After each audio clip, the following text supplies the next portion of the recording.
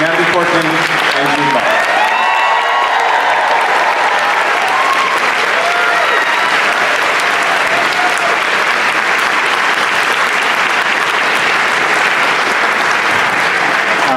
Now, before we open out to the house, something I just would like to ask you, Brady, is, I feel like Vox Lux deals with so many of the most critical issues of the last 20 years, from school shootings to terrorism to the erasure of privacy in public life.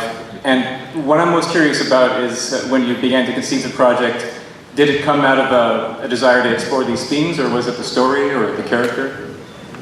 Yeah, I started with the themes. I mean, that's, yeah. I was living in Paris, just a block away from where the Bataclan attack was, and a restaurant got shot up that I frequented with my newborn daughter, and it was fairly distressing and haunting, and it sort of started there. But then, it evolved and it kind of took on a life of its own. Yeah. And for you, Natalie and Jude, I wonder if, when you're working on a project like this as an actor, do you find yourself thinking about how the themes of the film have played into your own life and your own experiences, or do you just focus on the character?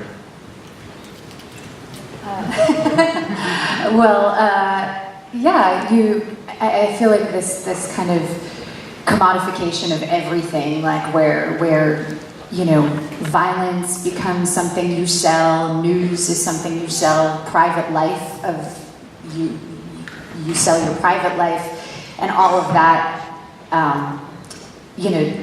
The line in the movie about what brings a terrorist and a pop star sort of in alignment is that people paying attention to them is what makes them valuable and what gives them power. And that kind of commodification of attention is like exactly what we're living through right now. So, I mean, we all live it every day. It's our politics, it's our culture.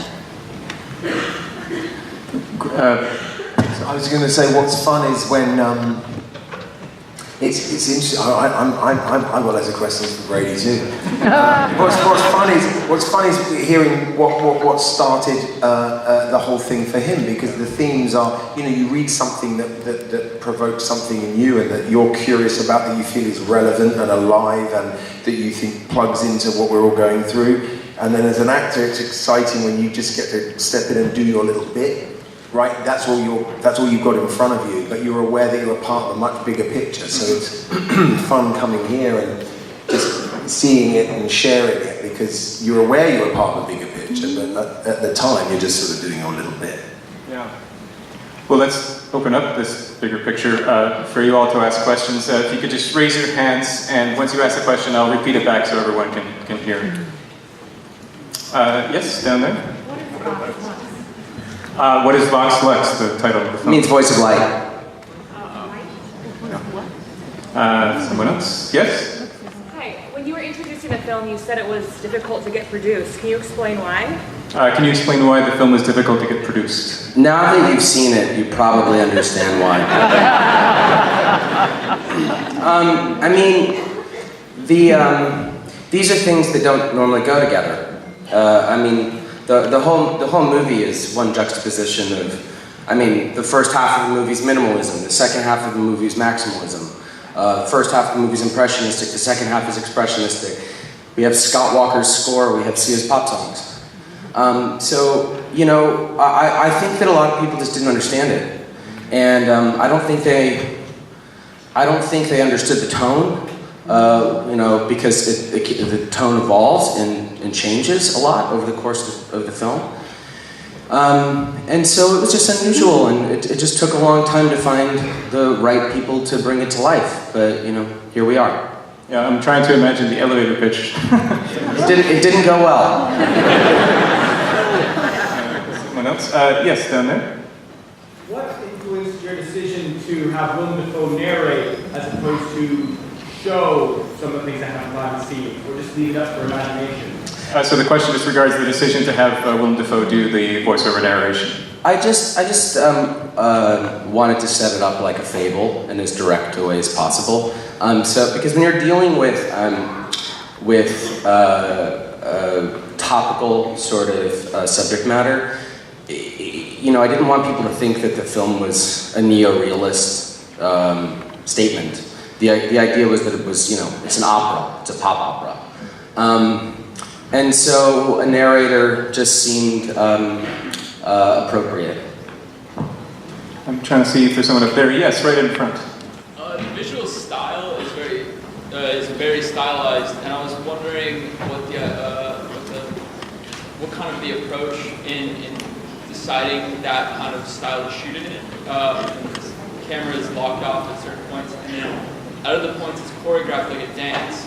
And I wonder what that approach for you as a director was like, and as performers, what that was like to kind of add light to the scenes. So the question is just about the concept behind the visual style and how that would have played into the performances as well. I thought a lot about American movies from the 70s and early 80s, like Nick Rogue movies and stuff, and how free they were.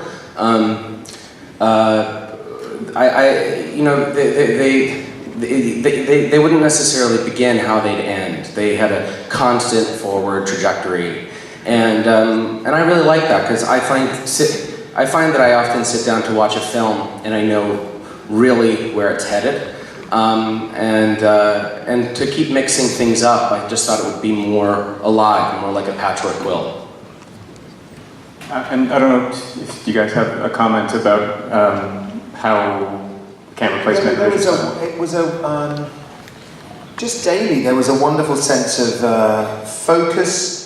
Brady and I certainly had spoken at length about how he saw each scene, and he was so clear and specific about how he was going to shoot it, and he kept his courage, you know, from talking about it on the page right through to the day that we shot it, and you'd turn up, and some of those scenes you'll see are, you know, one shot, and you know, it takes a huge amount of balls to turn up on a day, and you know, we made a big decision earlier. We would just rehearse for a couple of hours and get it right, and then once you've done that, you've got maybe a couple of hours to just, you know, run it and hope that you're going to get it in the can. But that immediately focuses everyone's attention and gives you a specificity that is like, okay, these are the parameters of how we're going to get this scene, and everyone then applies themselves, and it gives you, I don't know, I left this experience feeling very invigorated about filmmaking, as opposed to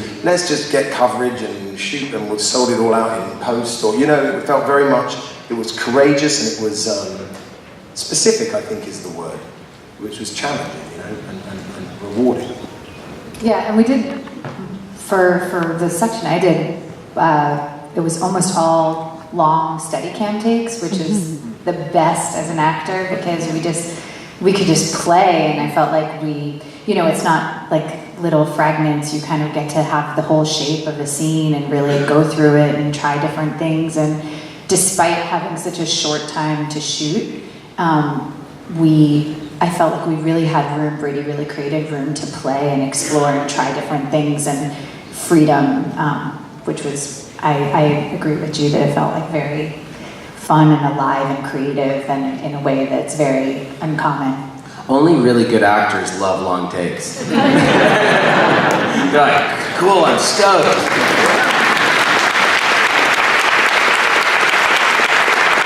I see a hand way in the back there. What was the decision to use the same actress as both the young Celeste as well as the daughter? Yeah, the question is about the double casting in the film. I mean, the film is about the cyclical nature of everything.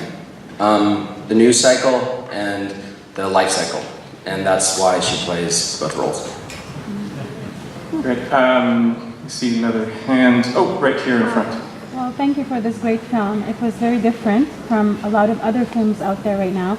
As a film director and a writer, I just wanted to ask you, your film is actually getting a lot of great reviews since it premiered in Venice. And it's critically 8.7, which is amazing in less than 3 days. Now, as a director and a writer of the story, what would you have done different? What was it like in the film that was so elemental that you needed it in there? And if you had changed something, what would it have been? So the question is, if I understand correctly, what he might change now, having finished the film? Yes. Yeah, even though it's been received very well, maybe there's always something later on that you wish you had done differently or explored more. Because we're never satisfied. I mean, honestly, I only finished the movie like a week ago. I know. No. I mean, it's a good question, but I'm sure I'll have a lot more to say about it in 1 year. Okay. Because the thing is that when making movies, whether you're acting in them or making them, they're like baby pictures. So, you get on down the line and you realize, oh shit, I was a little fat, and so I don't know. I mean, I hope that the movies I make in a decade are much better than the ones that I'm making now. But, I'm doing the best with what I have.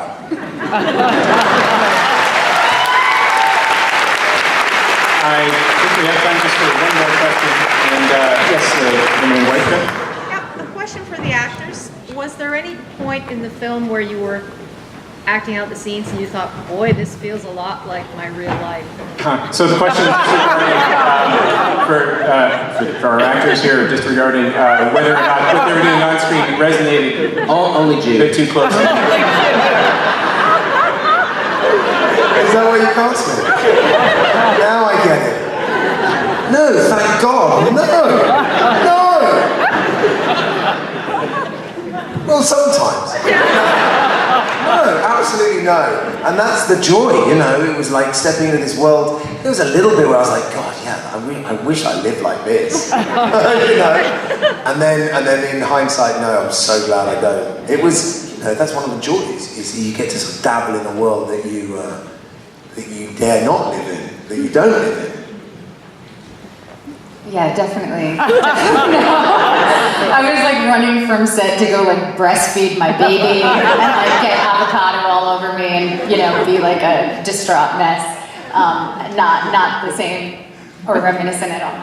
Natalie was like changing diapers with those nails on. Not advisable. I think we can do one more quick one. Yes, right there. Hi, just a question for Natalie, or for Jude as well. And I'm wondering, because Natalie, for Jackie and other films, pulled from real people, but for this one, there's obviously some pop stars like Taylor Swift, et cetera, that you could pull from. But I'm wondering if there's more unusual sources when you're researching that you were able to. So the question is just regarding sources for your character, Natalie. Well, the character is definitely an invention of Brady's, but definitely inspired by a lot of different people. I don't want to say specific people, really, because it's probably not anything someone wants to be compared to. But I watched all the documentaries that exist, so you can imagine. Great. Well, Brady, Natalie, Jude, thank you so much for being here.